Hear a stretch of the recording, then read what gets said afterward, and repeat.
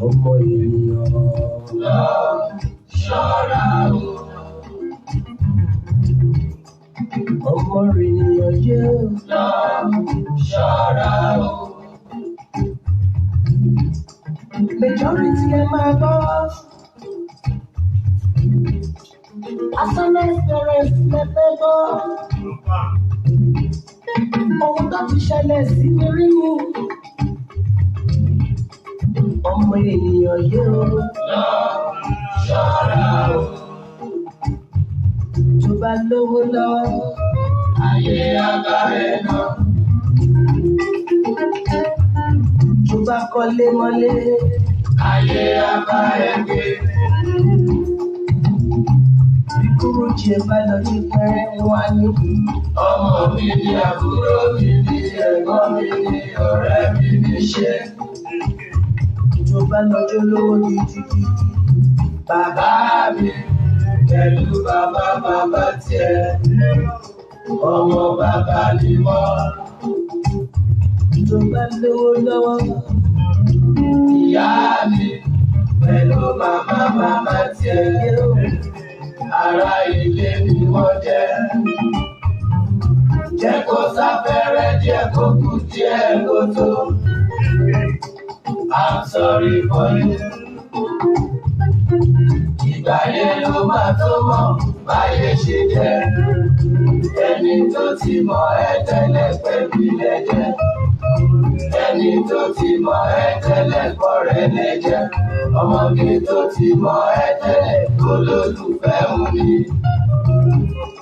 Wàá lẹ́nu yẹ̀yẹ́ lọ́wọ́ wọn. ọmọ ènìyàn yé o Lọ ṣọ́ra o. ayé tótó àsọ̀rọ̀ ayé kámẹ́rà yìí wọ́n bá ẹ jẹ́ ṣùgbọ́n tó bá rí pọ́tọ́ wọ́n padà lè rẹ̀ o bí ẹ̀kọ́. Mélòó ni mo rò lára yẹ o? Mo ní mélòó ni mo rò lọ́rọ̀ ayé yìí o?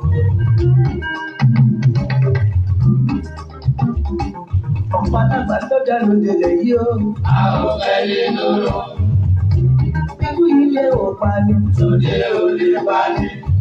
Àjọ ń jẹ, àjọ ń mu. Àwọn ẹni tó bínú ẹni. Ibì kan náà la dé ṣiṣẹ́. Àwọn ẹni tó bínú ẹni. Ká tó dáyé, wọ́n tó bí wá ká tó bí bàbá wa. Ká tó dáyé, wọ́n tó bí wá ká tó bí bàbá wa. Ìwà ọ̀dàlẹ̀ ti wá, àwọn àrí solution sí. Ọmọ ènìyàn yé o. Lọ ṣọ́ra o. Kí gbogbo àgbàdo jẹ́ nǹkan. Ìbàdàn. Message ní ṣínà fún wa yẹn. Message ló fún wa ní ibẹ̀ yẹn. Kí o lè mọ bí ilé ayé, o lè mọ bó ṣe rí, o lè mọ nǹkan tí o máa ṣe tí ilé ayé àbí tí wàhálà ló bá ṣẹlẹ̀ sí ẹ ní ilé ayé, o lè mọ ọ̀nà tí o máa gbé gbà. Mo kí gbogbo àgbáyò, gbogbo ibikíbi tí ẹ̀wà tẹ́ ti ń gbọ́ wa, Disky FM náà ní Aká Disky, your one and only. Mo kí yín púpọ̀ púpọ̀.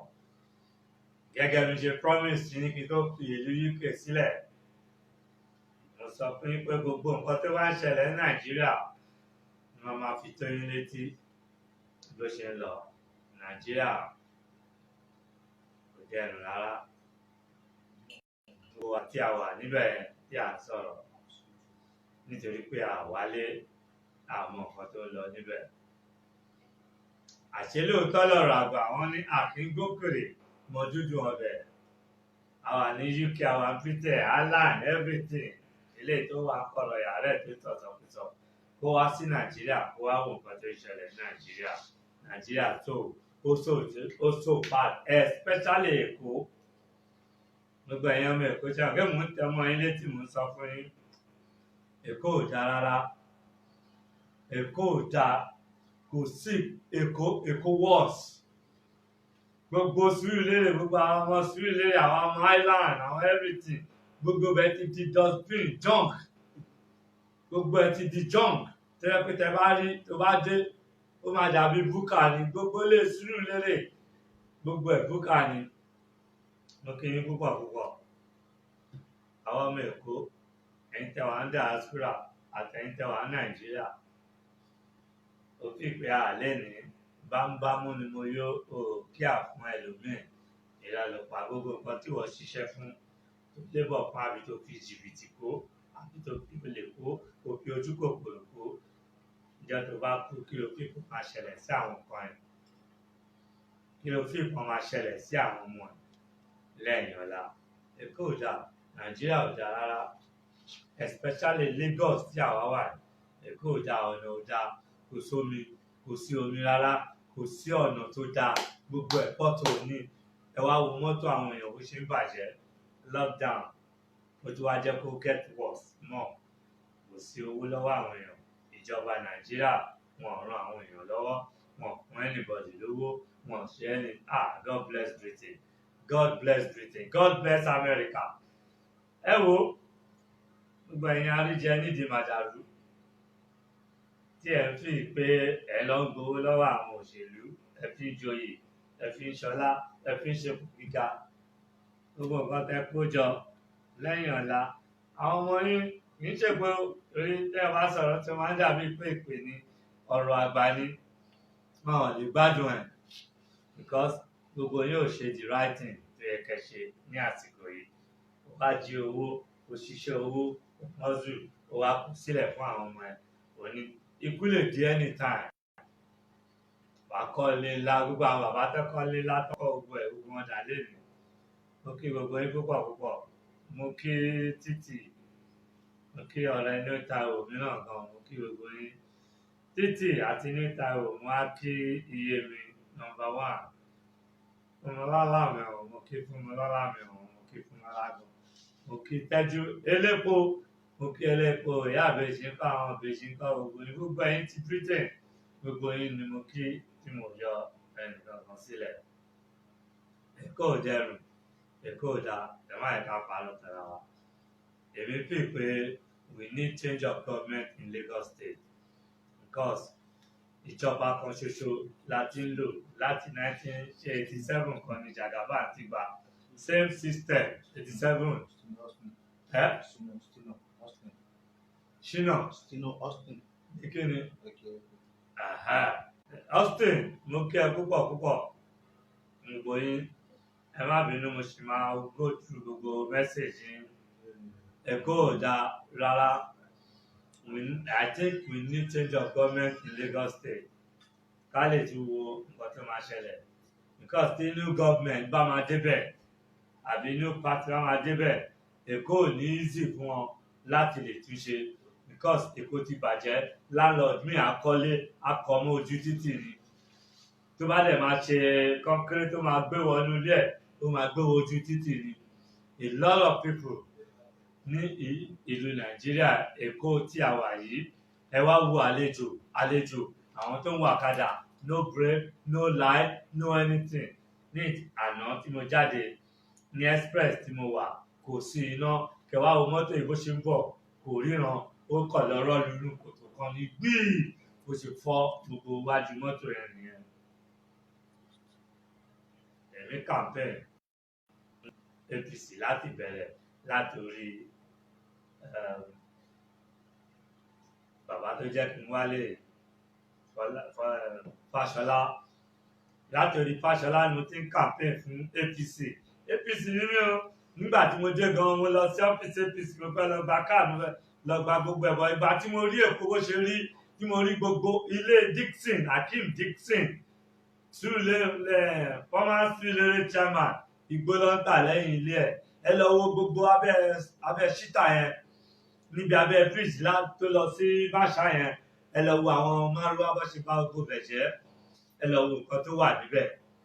Èkó ò dáa rárá ó yẹ kẹ́kọ̀ọ́ ti di mega city ìyẹn wá kéré ṣe láwọn onímárùwá yẹn they need to close márùwá down wọ́n ní láti close márùwá àtọlọ́kadà down tí ilé gọ́ọ̀mẹ̀ntì bá máa dé bẹ́ẹ̀ wọ́n máa ṣiṣẹ́ gan-an àwọn ọlọ́kadà onímárùwá yẹn wọ́n damage many things. Bó ṣe lọ bá ṣe ń sọ̀rọ̀ yìí jẹnẹrétọ̀ là ń lò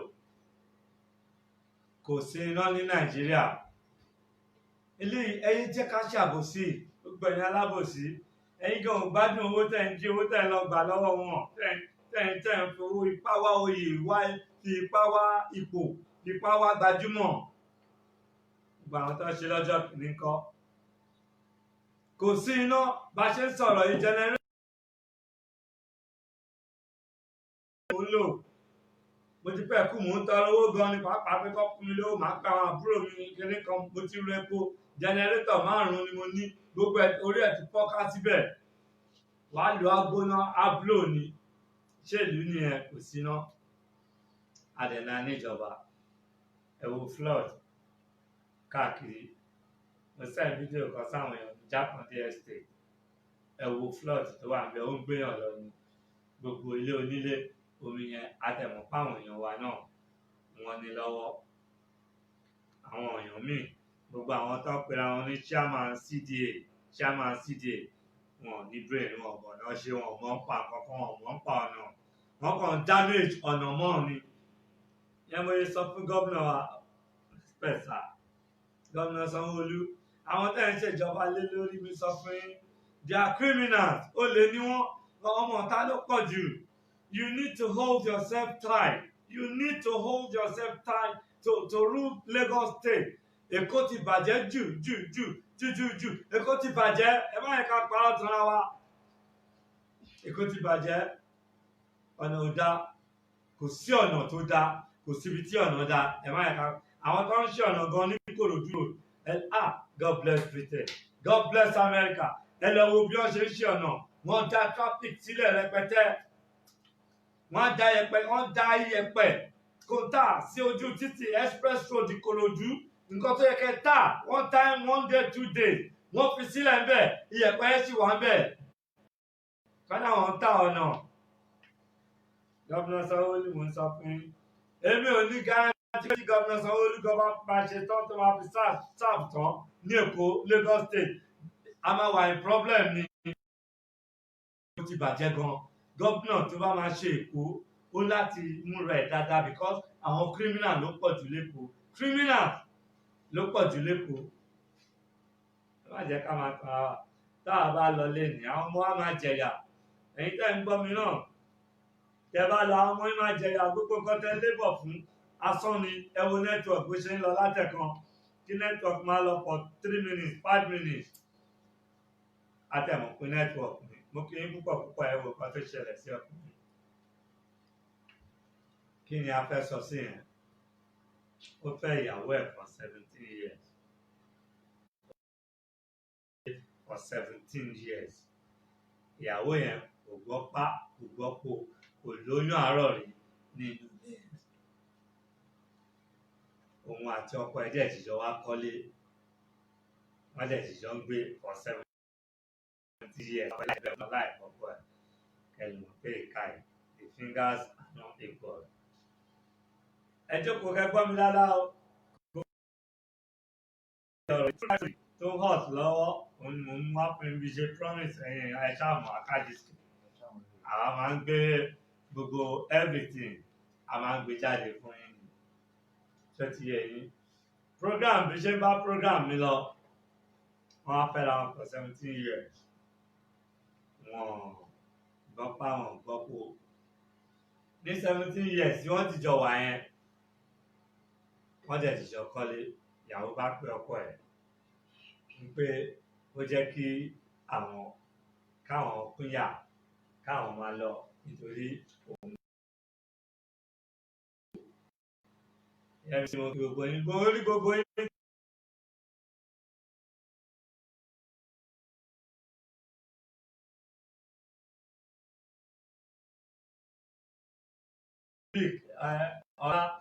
Everybody gbogbo yín ni mo rí mo kí yín púpọ̀.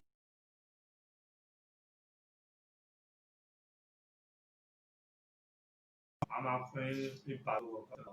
Iṣẹ́ bẹ̀rẹ̀ àníyàn ìyàwó bá sọ pé òun fọkàn òun ní ilé àti everything pé kó máa gbé lọ. Pé òun láti wá ọkọ mi kó òun rìn síwájú nítorí ìyàwó mọ̀ fóun ti ṣẹ́yún nígbà tó wà ní skul àìmọye tó ṣẹ́yún ní skul wọ́n dẹ̀ sì bímọ ẹ ṣe àgbà wa bẹ́ẹ̀ ni o nẹ́tíwọ̀kì wa gbogbo ẹ̀ máa rí yín máa kí gbogbo yín because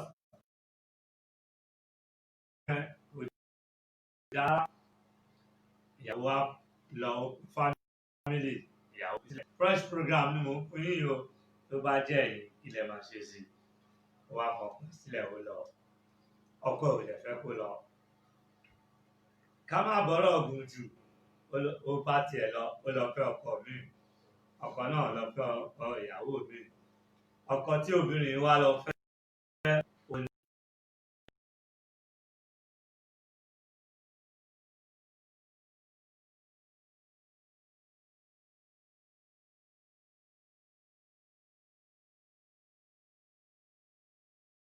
ọkọ mi kẹwo bí ilé ayé ṣe rí ó fẹ́ ọkọ kan for 17 years ìyẹn ò fọwọ́ ó wà òkè ó wá lọ fẹ́ ọkọ kan for 2 years ó lóyún níbẹ̀ lúlù ni ó yọ oyún kúrò níbẹ̀ ọkọ ti bí ìyẹn lọ fẹ́ ìyàwó mi ìyàwó tí yẹn fẹ́ ìyẹn náà kò gbọ́ kó kò gbọ́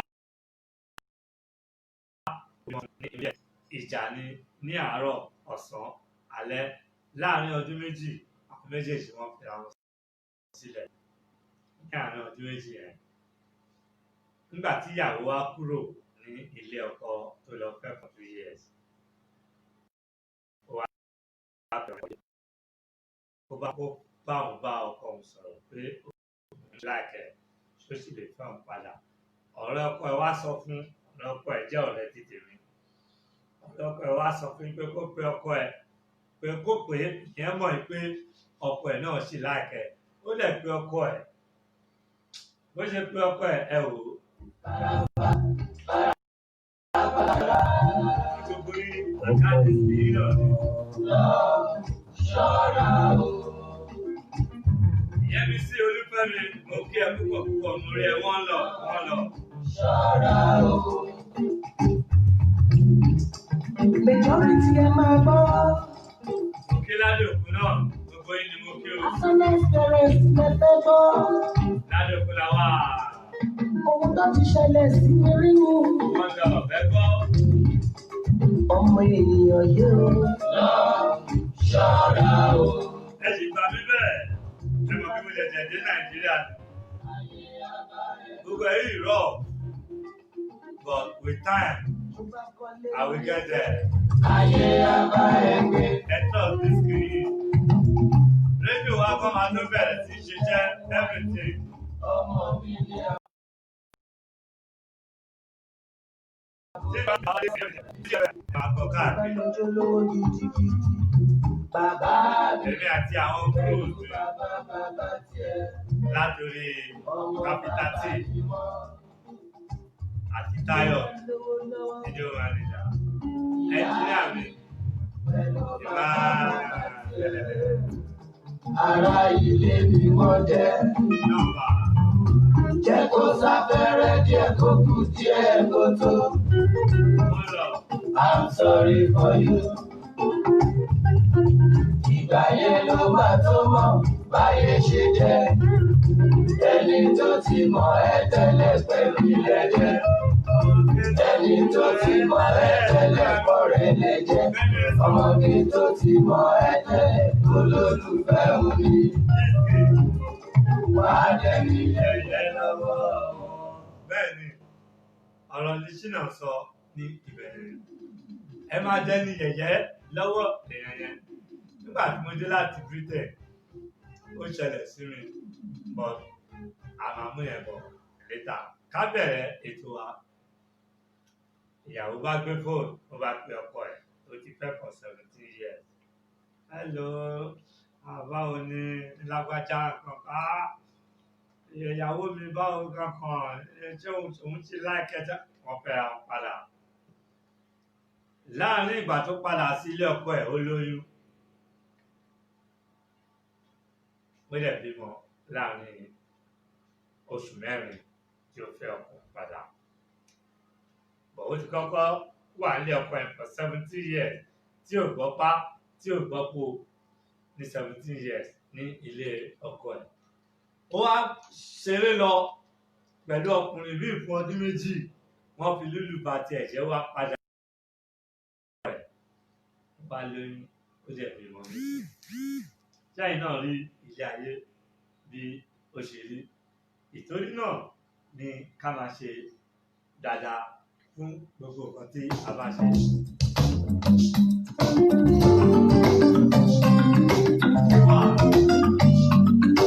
Ìwà ṣe pàtàkì.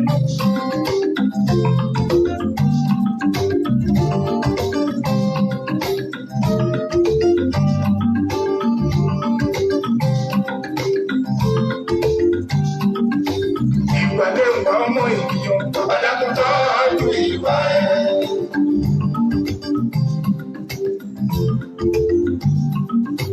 Ìpàdé ìwà ọmọ ènìyàn, àdàkùn tọ́jú ìwà ẹ̀.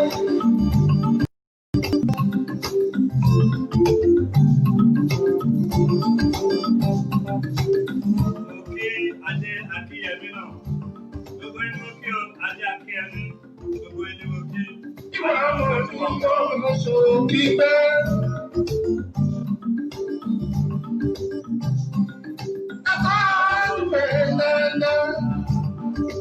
Ìmá tó tọ́jú ìwà ẹ̀ nítorí ọ̀la. Ìwà tó ní ìwà ń kú. Ìtọ́jú ẹ̀ dáadáa.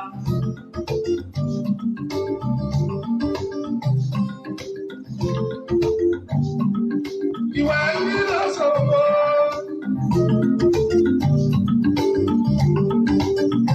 Ẹ̀sùn gbogbo mẹ́rẹ̀ẹ́rẹ́ ọ̀dà fún ọ̀ọ́dún. Ṣúgà! Mo fi ṣúgà mi púpọ̀. Gbogbo ẹ̀yin ti Britain ní Ìwà yìí ló kọ́ Òyà mo fi Godfather. Ọ̀gá mi ní ẹ̀mí ní gbàgbé each time tí bá wà on board. Màmá rántí ọ̀gá mi. Kẹ́tùṣe ẹ̀ tó ní 101.1 FM ní UK. Godfather Kẹ́tùṣe.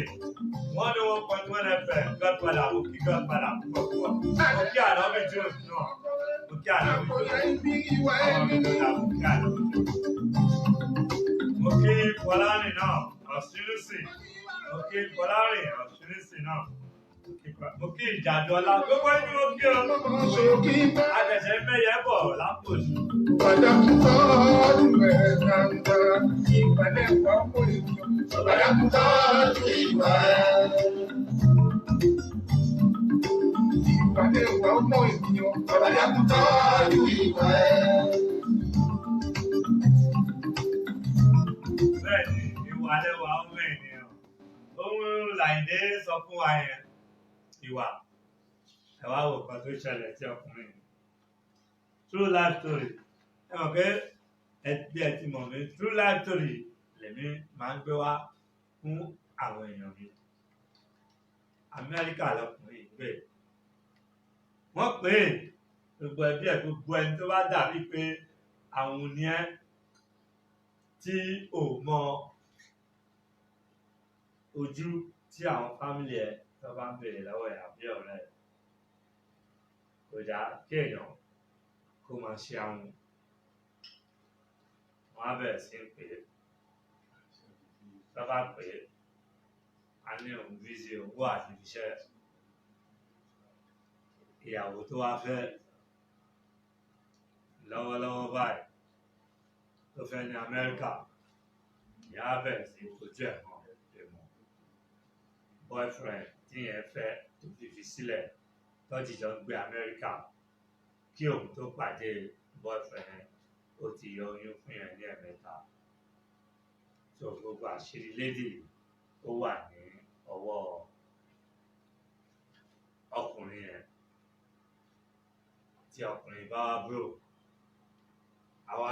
a sọ fún yín pé kó fún òun ní owó. Bí ó bá fún òun ní owó, òun á pe ọkọ ẹ̀. Kọ́lá, mo kí ẹ o. Òwe náà ni mo kí ń bẹ̀rẹ̀. Adébọ́ládé. Àwọn orúkọ ńlá ni ẹ̀. Mo kí gbogbo yín o. Gbogbo yín ni mo kí. sọ́rí Ọlábọ́ládé mo kí gbogbo yín bẹ́ẹ̀ máa wọ ẹ̀mọ̀ pé èmi ń ṣe nǹkan púpọ̀ ẹjẹ́ a máa bẹ́ẹ̀ ètò wa lọ tó ló ń gbọ́ wa báyìí táìmù tẹ́ bá máa pè wọlé màá jẹ́ kẹ́ mọ̀ màá sì sẹ̀ gbogbo ẹ̀ tí gbogbo yín tẹ́ máa lè pè wọlé tẹ́ máa lè dá sí ètò tó bá ti gba owó a kò lọ fún boyfriend ẹ̀ tó ti fẹ́ tẹ́lẹ̀ ó wá lọ kí ẹ̀ níjọ́ kan nínú ọdún tí a wà yìí lọ́dún lọ kí ẹ̀ ìyẹn wá bá sùn ó wá lóyún nígbà tó ní oyún ẹ̀ ó gbé wá bá ọkọ ẹ̀ nílé ọkọ ẹ̀ náà tún jábọ̀ ó ní ọkọ òun ló lóyún ọkọ ò jiyàn èyí tó ṣẹ̀ṣẹ̀ fẹ́ wọ́n bá rí àníyàn wọn lọ ọmọ dàgbà ó bí ọmọ níjọ́ tí ó bí ọmọ yẹn kúrò láyé nítorí ọkọ ẹ̀ nínú ilé wọn èèwọ̀ ni tó bá gbé ọmọ àlè wá sínú ilé wọn ọmọ yẹn wá kú excuse me ọkọ ẹ̀ wá sọ fún yín pé ọmọ àlè ló gbé wá sínú ilé wọn bó ṣe bẹ̀rẹ̀ sí pààkì kọ́lé wípé òun ò gbé ọmọ àlè wá sí ilé ọkọ ẹ̀ bá pe àwọn ẹbí ẹ̀ ní Nàìjíríà nígbà tí wọ́n pè wọ́n lọ dà kankan sílẹ̀ wọ́n lọ sọ everything obìnrin tí mo sọ fún yín ó wà lórí ààrẹ ẹ̀yin obìnrin ó jẹ́ pé oníṣìnà ní ilé tẹ̀tí wá bàbá mi lóyún pásítọ̀ ni bàbá mi lóyún deacon ni bàbá mi lóyún reverend bàbá mi bishop olùṣọ́ bàbá bí ẹ̀yin olùṣọ́ deacon reverend ẹbí àwọn ajá ẹbí wọn kalẹ̀ nínú ilé ẹ̀jẹ̀ dúró síwájú ọ̀tá ẹ̀ preach báwo ni ilé ayé yóò ṣe ní bàjẹ́ púpọ̀ nínú àwọn ọmọ yìí ò rí ilé ọkọ gbé ìrọ́pọ̀ wọn ò jẹ́ kí ọkọ ní stay lórí ọmọ wọn ò jẹ́ kí ọkọ bá ọmọ wọn sọ̀rọ̀ ẹ̀yin bàbá ẹ̀ máa rakaka lórí àwọn ọmọ yín lẹ́yìn ikú bàbá yìí torí wúrú àti ẹrù yìí gbogbo nǹkan ẹ̀ ní àwọn ọmọ ẹ̀ tà Ìkòròdú ni bàbá náà ń gbé olùṣọ́ àtàtà lọ pé bàbá ẹ̀ bọ́ ọmọ ẹ̀ máa ń yànjì nínú ọmọ mẹ́rin tó bí fún ọkọ ẹ̀ ní àárọ̀ ọjọ́ ẹ̀ méjì ọmọ àlè lẹ́kọ̀ọ́ tán yín kí wá ní fàárí èèyàn bá bọ́ sórí mídíà nínú kọ̀lọ̀ yàrá ẹ̀ a máa bú àwọn gbogbo àbá olówó inú gbogbo ìran àjẹ yẹn kọ́kọ́ ló bí ọba ẹ̀yin wá gbàgbé pẹ̀yìn náà bímọ ṣé tí àwọn ọmọ yín bá jẹ́ ọba àbí tó bá wà nílùú ipò yẹn tí èèyàn yẹn bẹ̀rẹ̀ sí ń gbọ́jà àwọn ọmọ yín tó ń sọ tí inú yín máa dùn wọn máa fi ń sùn lórí bẹ́ẹ̀ níṣẹ́ ni lóòótọ́ mo mọ̀ pé 70% ní Britain láyé yín ti bàjẹ́ ní ọgbọ́n ẹ fi ìlú Nàìjíríà sílẹ̀ lórí tí nǹkan bá dá fún yàn láàárọ̀ gbàdúrà kó dá fún yín lọ́sàn-án gbàdúrà kó dá fún yín lálẹ́ èkì lẹ́ máa ṣe máa gọ́sì púpọ̀ 70% ayé ẹ̀ bàjẹ́ sí lóyìnbó ni ilẹ̀ wa fẹ́ sọ ìbí ibi tá ìjọ ń gbé ni ìbá lọ sí psychiatric kí n tó wálé mo máa ké ni ìbá bẹ̀rẹ̀ sí ń dárúkọ àwọn tó wà ní psychiatric bọ̀tẹ́ inú mi kọ́ wọ́n ní àní gbọ́ búburú nínú abọ́ rẹ̀ kọ́lẹ̀ tí máa gbọ́ ẹ̀ wò àṣà àgbọ̀ pẹ̀lú díẹ̀. ẹ tún ìwà yìí ṣe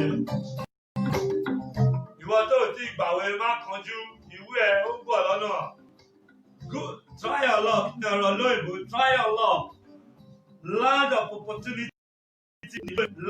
opportunity ní ìlú òyìnbó ẹ tó bá jẹ àwọn tó jẹ gan tó ní red passport tó ní gbogbo ẹ tó ní everything ibo ló bá wọn délé ní ẹ sọ fún mi ìpinnu wọn ẹ má kó pinnu ẹjọ́ nítorí Ọlọ́run wọn ní nǹkan tó bá ṣẹlẹ̀ séèyàn kan wọn náà la fi ń bára wa sọ̀rọ̀ ní wọn lóríṣiríṣi pẹ̀lú red passport wọn gbogbo lọ́wọ́ alẹ́ ni wọ́n ti dèrò ọ̀run èmi ò yára ayé kò yára ọ̀run èmi kúrò nàìjíríà tí ò tẹ̀ wá nàìjíríà kò padà sílé tó bá dẹ̀ padà sílé kò lè tẹ́gbẹ́ torí gbogbo egun ẹ̀ ó ti sán òtútù ti sán gbogbo egun ẹ̀ bó ti sán ogun akadiski èmi náà ni mò ń wọ́ bíi thyroid tọ́wẹ́ẹ̀lì so kí lẹ fẹ́ sọ ọ̀nà nàìjíríà ò tún wá dáa ìbá já tí kòtò tí mo mi rí dùgbẹ̀dùgbẹ̀ tí mo ti rú àgbà ìpẹ̀lẹ́ sàmánìyà God bless Britain ìjọ òun mo ti ṣubú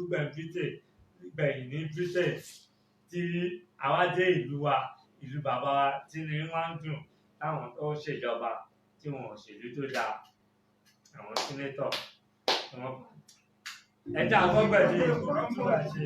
Ọ̀dàkùtọ̀ ọdún ìwà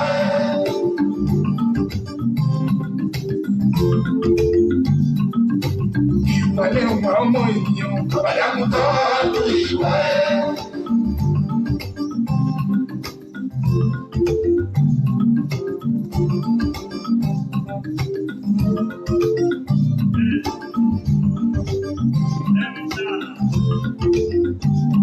ìwà ọmọ ní ọmọ ṣòbí bẹ́ẹ̀.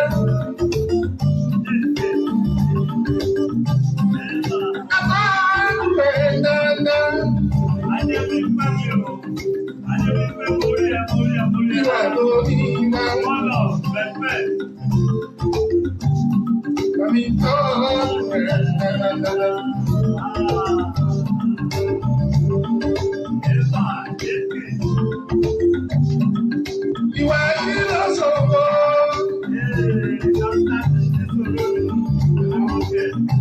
Ẹ̀sùn gbogbo ẹ̀ẹ́dẹ̀ẹ́dẹ̀ ló bàjá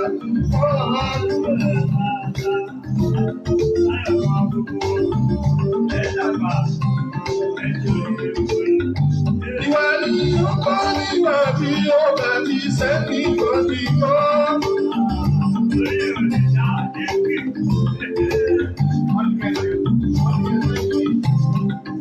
Ìwà ṣe pàtàkì pàtàkì.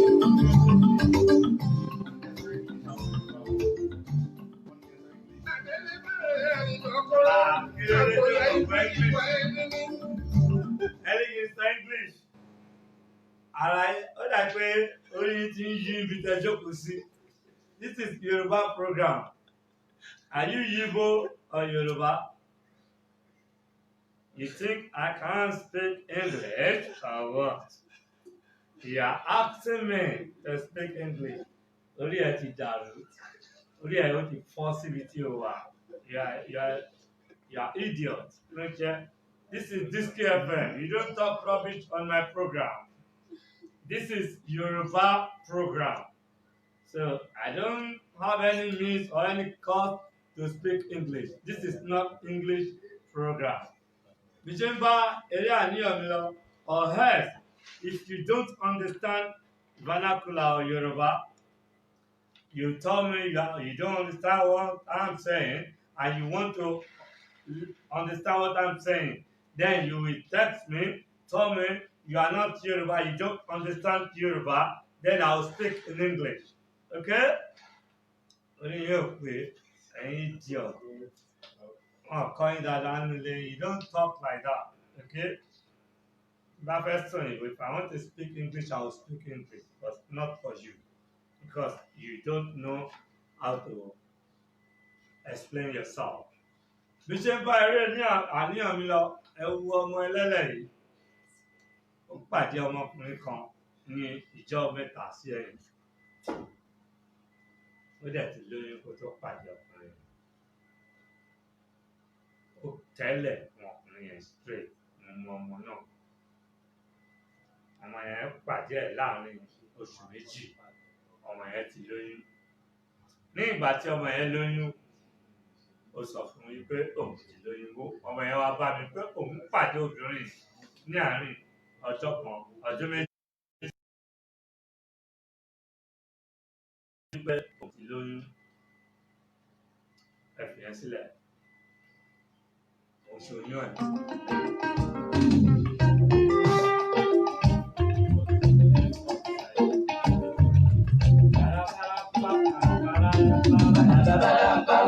Bye.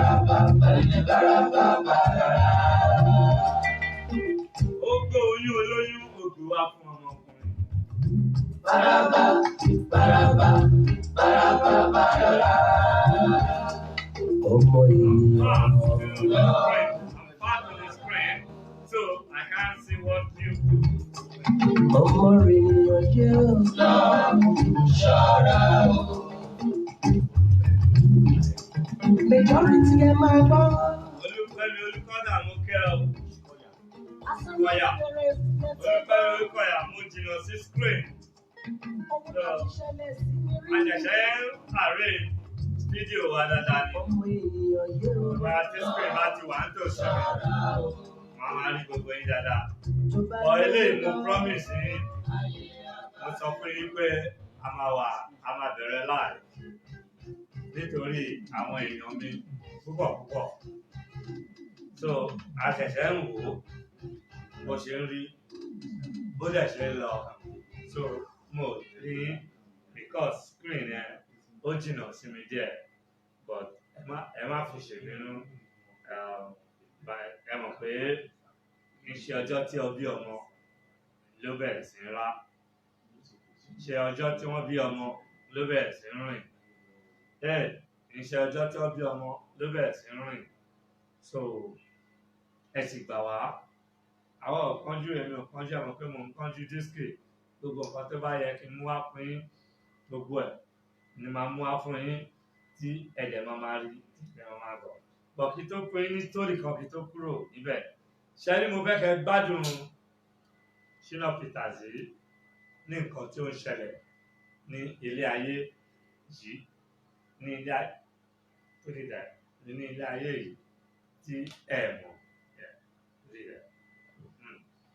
ẹ mọ̀ òun ni mo fẹ́ kẹ́ mọ̀ nísìnyí. Shina Peters ti kọ́ ẹ̀ nígbà tí mo dé láti UK.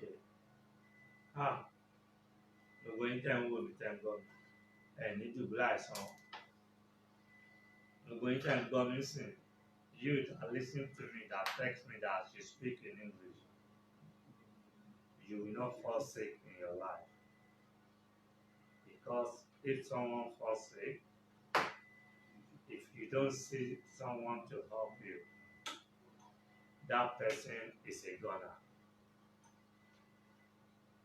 I repeat, if that person, that sick person doesn't see help, it's a goner. In Nigeria, Tayo in Nigeria, 10,000 killed patients.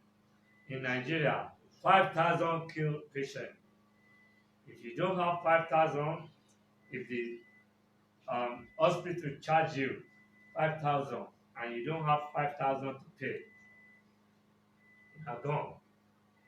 Please, if you are in diaspora today, you have family in Nigeria. If your family or your friend, your loved one calls you for help, please help them. Especially what is going on in Nigeria now. This lockdown is serious. So please help your family. It's a message. This music is a message to you. I'm still going to explain it to you in English. No matter what. It's going to learn music. Nàìjíríà ẹ máa ń parọ́ gan ní ìlú Èkó. Ìmí a máa sọ fòlẹ́ ẹ̀gbọ́n ìbọn ló wà nínú ẹ̀. Kò ní lárí. Èyí tó kàwé gan nínú yín ní ìlú Èkó tí ó gbọ́ ẹ̀.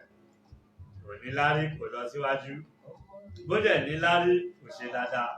So what's your problem with English? Vernacular is my language. Yorùbá ni mo gbọ́ dáadáa. Mo gbé ìlú òyìnbó for over 20 years. Mo máa ń ṣiṣẹ́ fún ẹnu mi bẹ́ẹ̀ dálu. Mo tún wá dé Nàìjíríà tó dé kí n máa sọ òyìnbó. Ẹ sick ní brain ní This is Nigeria, Lagos State. tó bá lówó I'm in náà. Lagosha. Ayé agbára náà. Ọmọ àkàkà ní state. tó bá kọ́lé mọ́lé. Ayé agbára náà. ìkúrú jì ṣe bá lọ ní pẹ́rẹ́ wá ní. Ọmọ mi ni àbúrò mi ni ẹ̀gbọ́n mi ni ọ̀rẹ́ mi ní ṣe. Tó bá lọ́jọ́ lówó gidigidi. Bàbá mi pẹ̀lú bàbá tiẹ̀. Ọmọ bàbá mi mọ́. If anybody hide in a corner and want to make fun of someone out there, that person is mad. He's a crazy person. You don't make fun of people anyhow. Bàbá gbọ́ Yorùbá gbọ́ fẹ́lẹ́ ẹ̀dá ẹ̀mí ìyẹn ò ní kọ́ fún alówó. Bàbá gbọ́ Yorùbá gbọ́ fẹ́lẹ́ ẹ̀dá ẹ̀mí. Excuse me, tó bá kàwé tó kà fẹ́lẹ́ ẹ̀dá ẹ̀mí. Anything we do in life, anything, I repeat, you do it for your life. Kì í ṣe pé o ṣe fún yàn kankan. Professor Lẹ́ni tó kàwé ó ń tàbọn ní yunifásitì. Tó bá dẹ̀ kọ̀wé kò lè kà á. Tó gbogbo ẹni tó yìnbó máa ń jọ lójú. Ó máa ń ṣòro pé ìwà ọmọ àlè ni èèyàn ọmọ aláì. Don't say rubbish on my program anymore. Ṣọ́ra o. Majority ẹ máa gbọ́. Asana experience lẹ́fẹ́ gbọ́. Ohun tó ti ṣẹlẹ̀ sí mi rí ni. Ó ṣẹlẹ̀ sí ní Ọmọ ó ènìyàn. ń gbélé yìí. Mo kàn fi wẹ́pọ̀ mi ni. Ẹ máa tó listen sí football news. Football program. About them for 30 minutes. Ẹ jẹ́ ká ṣe dáadáa. Anything tí ẹ̀dá bá ń ṣe ilé ayé yìí, make sure ipò ṣe dáadáa. Èkó ò dá o. Èkó ò dá o. Tẹ bá rí mọ́tò bó ṣe ń knock èèyàn down, tẹ bá rí àwọn máa Èkó ò dá o. We need to restore Èkó back. We need to do that fast because Èkó ti pọ̀, Èkó ti wú ẹ̀kọ́ mọ́ ní. Gbogbo àwọn tó pé àwọn ọ̀dọ́ náà wọ́n ń ṣe Èkó, they are not a negotiation. Láti orí ẹ̀gbọ́n Abọ́lá Ahmed Tinubu wọ́n tọ́mọ Èkó, so they cannot do this Lagos. Wọ́n make money, wọ́n make owó.